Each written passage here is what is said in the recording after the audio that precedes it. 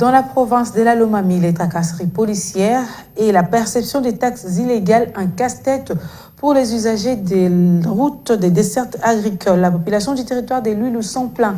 Devant un élu du territoire, cette population a évoqué également les cas d'arrestation arbitraire des accusés.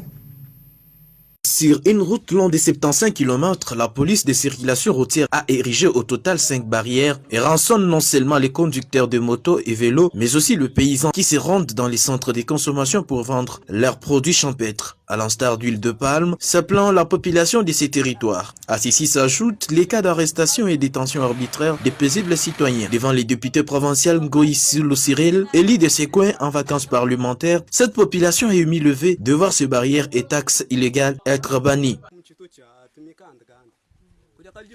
Nous sommes vraiment désolés de ce qui se passe dans notre territoire. Sur la route Kalamba-Kachai-Mweneditu, au moins 5 barrières y sont érigées.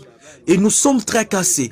On nous exige la taxe dite surcharge ou de colis-portage, qui est perçue sur différents produits que le pédalaire de vélo transporte. Lorsque vous ne donnez pas 6 000 voire 5 000, ils vous ravissent par force. Chose grave, même les femmes qui transportent sur leur tête l'huile de palme pour la vendre dans les grands centres de consommation sont obligées de payer 1 000 francs par bidon sur ces barrières.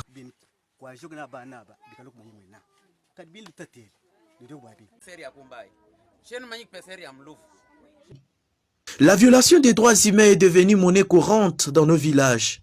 Lorsque les policiers viennent arrêter un accusé, ils lui exigent de préparer un coq, de donner au moins 40 000 du makolo, bien avant de quitter le village. En cas de résistance ou refus, on vous torture d'une manière dont vous n'avez pas l'idée. Signalons que face à ces doléances, Cyril Ngoï Sulu a promis de faire rapport à la première institution de la province et de saisir le ministre des secteurs concernés pour que les solutions urgentes soient trouvées.